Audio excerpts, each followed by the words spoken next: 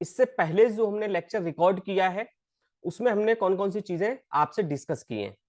सबसे पहले हमने वहां डिस्कस किया था आपसे डेफिनेशन ऑफ मेट्राइसिस के बारे में। फिर हमने स्टूडेंट डिस्कस किया था आपसे नोटेशन ऑफ मेट्राइसिस के बारे में कि मेट्राइसिस को कैसे नोटेट करते हैं। इसके बाद स्टूडेंट वहां चर्चा हुई थी ऑर्डर ऑफ द मेट्राइसिस की। देन स्टूडेंट हमने डिस्कस किया था इक्वालिटी ऑफ द मेट्राइसिस।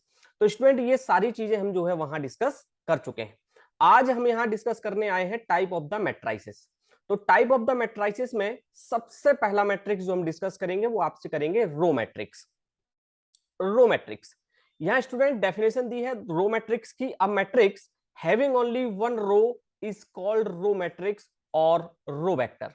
एक ऐसा मैट्रिक्स जिसमें केवल और केवल क्या हो, एक ही रो हो या एक ही पंक्ति हो, ऐसा मैट्रिक्स हमारा जो है रो मैट्रिक्स कहलाता है। ये तो स्टूडेंट नाम से ही हमें पता चल रहा है, रो मैट्रिक्स एक रो हो, कॉलम मैट्रिक्स एक कॉलम हो, है ना। तो ये जो है हमारा रो मैट्रिक्स है जिसमें केवल और केवल एक ही रो होगी। इसको हम रो वेक्टर भी कहते हैं। स्टूडेंट एग्जांपल देखेंगे, एक इनक्लोज्ड ब्रैकेट दिया हुआ है आपकी स्क्रीन पर, उसमें एलिमेंट दिए हुए हैं 7 3। तो यहां देखिए आप एक रो दी है, मतलब m की वैल्यू अगर हम चेक करें तो m जो है यहाँ क्या है, एक है। और n आपका जो है कुछ भी हो सकता है ना, कॉलम कुछ भी हो सकते हैं। जैसे अभी 7 3 दिया है तो यहाँ आप 3 एलिमेंट भी ले सकते हैं, है ना, 7 3 2 ले सकते हैं। तो नंबर ऑफ कॉलम्स कितने हो जाएंगे, 3 हो जाएंगे, मतलब n की वैल्यू 3 हो जाएगी, लेकिन m की वैल्यू हमेशा क्या रहेगी, 1 रहेगी। आगे बढ़ते हैं स्टूडेंट, और एक और एग्जांपल ले लेते हैं 1 2 3। यहाँ देखिए आप कॉलम की संख्या तो यहाँ कितनी हो गई 3, लेकिन रो की संख्या क्या है, एक है यहाँ। तो ये हमारा क्या कहलाएगा स्टूडेंट, यहाँ रो मैट्रिक्स। आगे बढ़ते हैं स्टूडेंट और बात कर लेते हैं कॉलम मैट्रिक्स की। तो जिस तरीके से हमने रो मैट्रिक्स की डेफिनेशन देखी, सेम आप जो है यहाँ कॉलम की देखेंगे। अब matrix having only one column is called column matrix. यहाँ जो है रो की जगह केवल एक कॉलम होगा। एग्जाम्पल देख लेते हैं, देखिए वहां आपको हॉरिजेंटल लिखा था, यहाँ हमने जो है वर्टिकल दिया हुआ है। तो 5 3 केवल कितनी रो है, सॉरी कितने कॉलम है, एक कॉलम है, लेकिन रो की संख्या कितनी है, 2। तो यहाँ स्टूडेंट कॉलम मैट्रिक्स में एन की संख्या हमेशा 1 रहेगी, जबकि एम की संख्या कुछ भी हो सकती है। ये हमारा कॉलम मैट्रिक्स कहलाता है। आगे बढ़ते हैं स्टूडेंट, एक और एग्जांपल यहां लिया हुआ है। देखिए 3 एलिमेंट दिए हैं, वर्टिकल लाइन आप देखें 1 2 3, मतलब एक कॉलम दिया है, जबकि यहाँ रो की संख्या आपकी कितनी दी है, 3 दी है। तो ये हमारा क्या होगा, कॉलम मैट्रिक्स होगा। आगे बढ़ते हैं स्टूडेंट और हम डिस्कस करते हैं single tone matrix. Single tone matrix की डेफिनेशन आपकी स्क्रीन पर दी है। A matrix which has only one element is called single tone matrix. ऐसा मैट्रिक्स जिसमें केवल और केवल एक ही एलिमेंट हो। चलिए एग्जांपल देख लेते हैं। देखिए आपके स्क्रीन पर एक इनक्लोज्ड ब्रैकेट के अंदर केवल एक ही एलिमेंट दिया है 4, मतलब पूरे के पूरे मैट्रिक्स के अंदर केवल कितने एलिमेंट है, एक ही एलिमेंट है। तो इस टाइप के मैट्रिक्स को हम कहते हैं सिंगल टोन मैट्रिक्स। और इसके ऑर्डर की बात करें तो यहाँ रो भी एक होगी और कॉलम भी हमारा क्या होगा, एक ही होगा। आगे बढ़ते हैं स्टूडेंट और हम डिस्कस करते हैं हॉरिजॉन्टल मैट्रिक्स। हॉरिजॉन्टल मैट्रिक्स क्या होता है, when the number of rose is less than the number of columns the matrix is called horizontal matrix. Horizontal matrix में क्या होगा, रो की संख्या जो है कॉलम की संख्या से कम होगी। क्लियर स्टूडेंट, तो वो हमारा क्या कहलाएगा, रो मैट्रिक्स। ये आप ऐसे समझें कि ऑर्डर को हम लिखते हैं m बाई n के फॉर्म में। m हमेशा रो होती है और n हमारा क्या होता है, कॉलम होता है। तो यहाँ m is less than n, मतलब रो की संख्या हमेशा कॉलम की संख्या से क्या होगी, कम होगी। चलिए एग्जांपल देख लेते हैं। यहाँ देखिए एक मैट्रिक्स आपको दिया है 2/3 ऑर्डर का। तो यहाँ देखें आप, रो की संख्या हमेशा कॉलम की संख्या से क्या है, कम है। तो इस मैट्रिक्स को हम कहेंगे हॉरिजॉन्टल मैट्रिक्स। एक एग्जांपल और देख लेते हैं। यहाँ देखें आप, दूसरे एग्जांपल में आपको 2 रो दी है, जबकि कॉलम आपको कितने दिए हैं, 4 दिए हैं। तो यहाँ रो की संख्या कॉलम की संख्या से क्या है, कम है, इसलिए इसको हम क्या कहेंगे, हॉरिजॉन्टल मैट्रिक्स। आई थिंक आपको समझ आया होगा। आगे बढ़ते हैं स्टूडेंट और बात करते हैं वर्टिकल मैट्रिक्स की। तो जिस तरीके से हॉरिजॉन्टल की डेफिनेशन है उसी तरीके से वर्टिकल की है। हॉरिजॉन्टल में हम क्या करते थे कि रो की संख्या कॉलम से कम होती थी। वर्टिकल में क्या होगा, कॉलम की संख्या रो से कम होगी। देखिए लिखा हुआ है, when the number of rose is greater than the number of columns the matrix is called vertical matrix. m is greater than n। तो यहाँ m मतलब रो की संख्या जो है कॉलम की संख्या से क्या होगी, अधिक होगी। एग्जांपल देख लेते हैं स्टूडेंट। देखिए एक 3/2 का मैट्रिक्स आपकी स्क्रीन पर दिया है। तो यहाँ आप देख सकते हैं कि रो की संख्या आपकी कॉलम की संख्या से क्या है, अधिक है, इसलिए यहाँ कौन सा मैट्रिक्स होगा, वर्टिकल मैट्रिक्स होगा। एक और एग्जांपल देख लेते हैं। यहाँ 4/3 का एक मैट्रिक्स दिया है, तो नंबर ऑफ रो इसमें जो है 4 है, जबकि नंबर ऑफ कॉलम क्या है 3 है, मतलब रो की संख्या कॉलम की संख्या से अधिक है, इसलिए हम इसको क्या कहेंगे, वर्टिकल मैट्रिक्स। आगे बढ़ते हैं, मोस्ट इंपॉर्टेंट स्क्वायर मैट्रिक्स।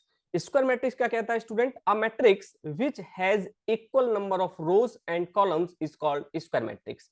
एक ऐसा मैट्रिक्स जिसमें जितनी रो हो उतने ही कॉलम होने चाहिए, उसको हम क्या कहते हैं, स्क्वायर मैट्रिक्स कहते हैं। मतलब m और n की संख्या बराबर होनी चाहिए, रो की संख्या कॉलम की संख्या के बराबर होनी चाहिए। It is denoted by n order, इसको हम n ऑर्डर से डिनोट करते हैं। चलिए एग्जांपल देख लेते हैं।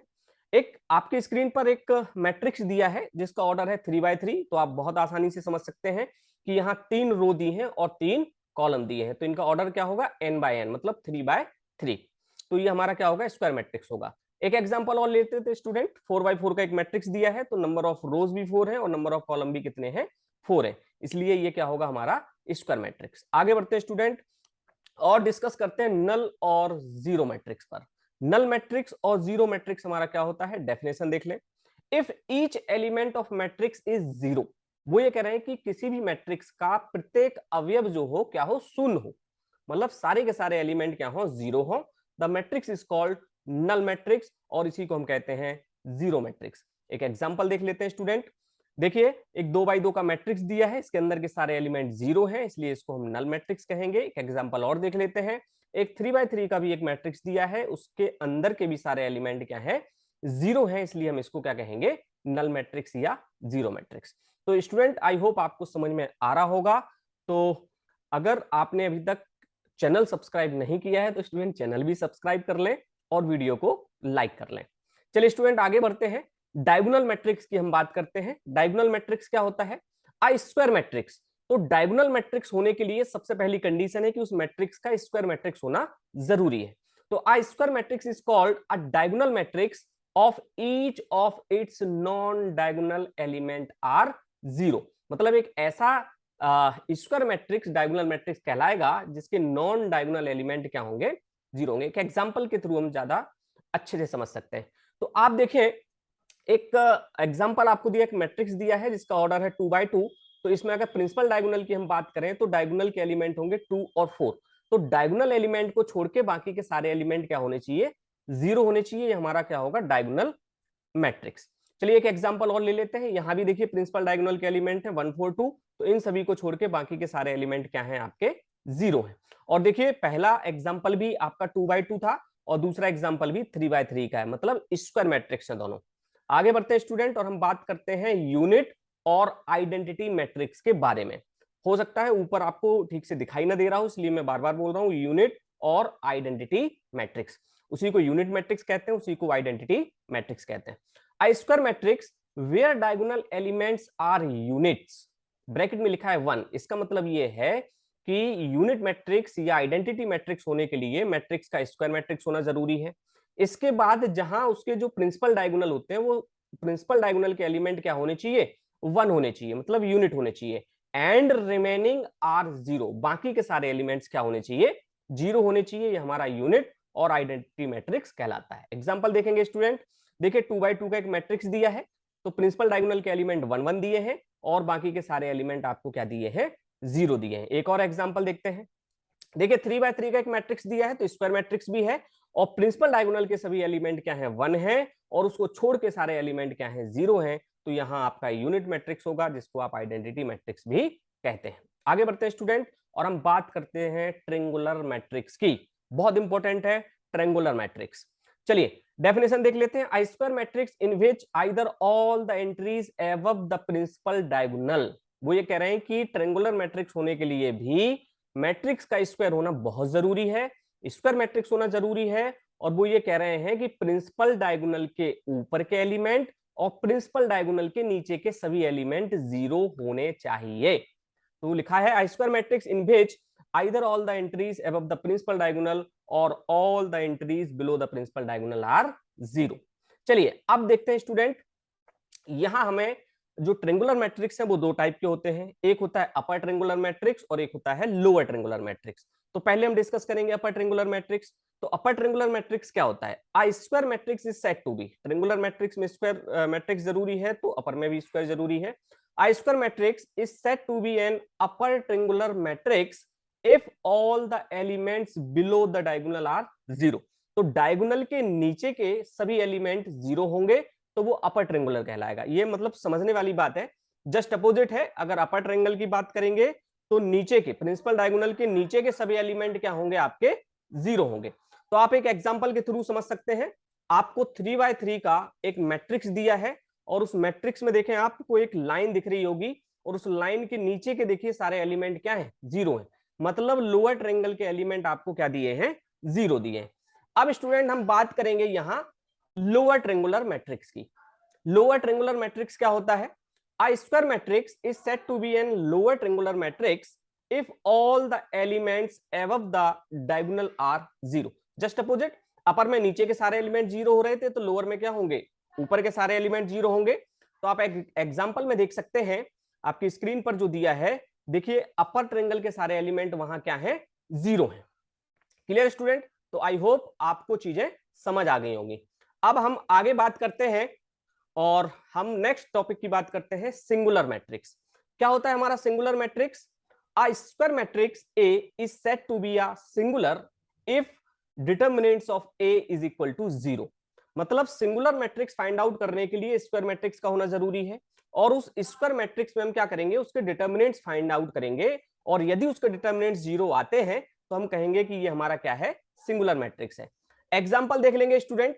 ए इज इक्वल टू एक मैट्रिक्स आपको दिया है और इस मैट्रिक्स के आप जो है डिटरमिनेंट्स फाइंड आउट करेंगे तो इसके डिटरमिनेंट्स आपको क्या मिलेंगे? जीरो मिलेंगे। मैंने यहां डिटरमिनेंट सॉल्व नहीं किए हैं और ये आपका SW है, आप इसको चेक करके देखेंगे और कमेंट बॉक्स में बताएंगे कि इसके डिटरमिनेंट्स जीरो हो रहे हैं या नहीं हो रहे हैं। Clear student? तो ये हमारा होगा सिंगुलर मैट्रिक्स। आगे बढ़ते हैं और नॉन सिंगुलर की बात करते हैं। तो जैसा कि नाम दिया हुआ है नॉन सिंगुलर, तो इसका मतलब यह है कि square matrix A is said to be a non singular if modulus of A या determinants of A does not equal to zero. अगर डिटरमिनेंट्स जीरो नहीं होते हैं तो वो मैट्रिक्स हमारा क्या कहलाएगा? Non singular matrix. एग्जांपल की बात करें, देखिए आपकी स्क्रीन पर एक एग्जांपल दिया है और इसके डिटरमिनेंट्स आप फाइंड आउट करेंगे तो ये नॉट इक्वल टू क्या आएंगे? जीरो आएंगे। तो मतलब ये सिंगुलर मैट्रिक्स तो होगा नहीं क्योंकि डिटरमिनेंट्स जीरो होने जरूरी है और determinants not equal to zero है, मतलब ये मैट्रिक्स क्या होगा? आपका नॉन सिंगुलर मैट्रिक्स होगा। Clear student? आगे बढ़ते हैं। अब हम बात करते हैं स्केलर मैट्रिक्स की। स्केलर मैट्रिक्स हमारा क्या होता है? A square matrix where diagonal elements are all equal and remaining are zero is called scalar matrix. बहुत प्यारी डेफिनेशन है। स्क्वायर मैट्रिक्स मतलब स्केलर के लिए भी स्क्वायर होना जरूरी है। Where diagonal elements are all equal, मतलब जो प्रिंसिपल डायगोनल के जो एलिमेंट होंगे वो सभी बराबर होने चाहिए और बाकी के शेष एलिमेंट, जो बाकी के जो रिमेनिंग एलिमेंट है वो क्या होने चाहिए? जीरो होने चाहिए। चलिए एग्जांपल देख लेते हैं और आपकी स्क्रीन पर एक 3x3 का एक मैट्रिक्स दिया है। आप इस मैट्रिक्स को ध्यान से देखें तो प्रिंसिपल डायगोनल के जो एलिमेंट दिए हैं वो के दिए हैं, मतलब तीनों एलिमेंट क्या हैं? बराबर हैं और बाकी के सभी एलिमेंट जीरो हैं, इसलिए इसको हम कहेंगे स्केलर मैट्रिक्स। आगे बढ़ते हैं स्टूडेंट, एक एग्जांपल और ले लेते हैं। आपकी स्क्रीन पर 4x4 का एक मैट्रिक्स दिया है तो प्रिंसिपल डायगोनल के सभी एलिमेंट आप देखें 3 3 3 3 दिए हैं, मतलब सारे एलिमेंट प्रिंसिपल डायगोनल के सेम हैं और बाकी के एलिमेंट जीरो हैं, तो इसको हम कहेंगे स्केलर मैट्रिक्स। आगे बढ़ते हैं और इनवैल्यूटरी मैट्रिक्स की बात कर लेते हैं। क्या होता है? A matrix A is said to be a involutory matrix if. Involutory matrix कब होगा?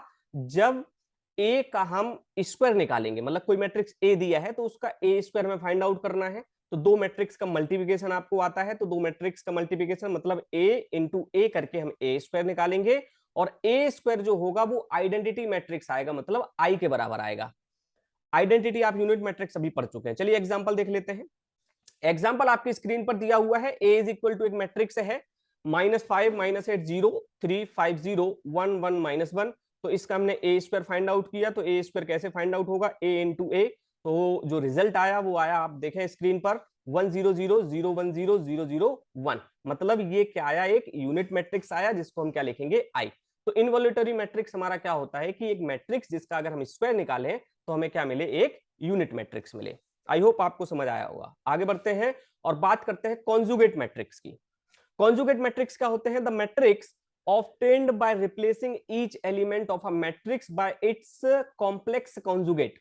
मतलब मैट्रिक्स के प्रत्येक एलिमेंट को हमें रिप्लेस करना है उसके कॉम्प्लेक्स कॉन्जुगेट से, तो वो हमारा क्या कहलाएगा? कॉन्जुगेट मैट्रिक्स कहलाएगा, किसके? दिए गए मैट्रिक्स के। Clear student? एग्जांपल के थ्रू समझते हैं।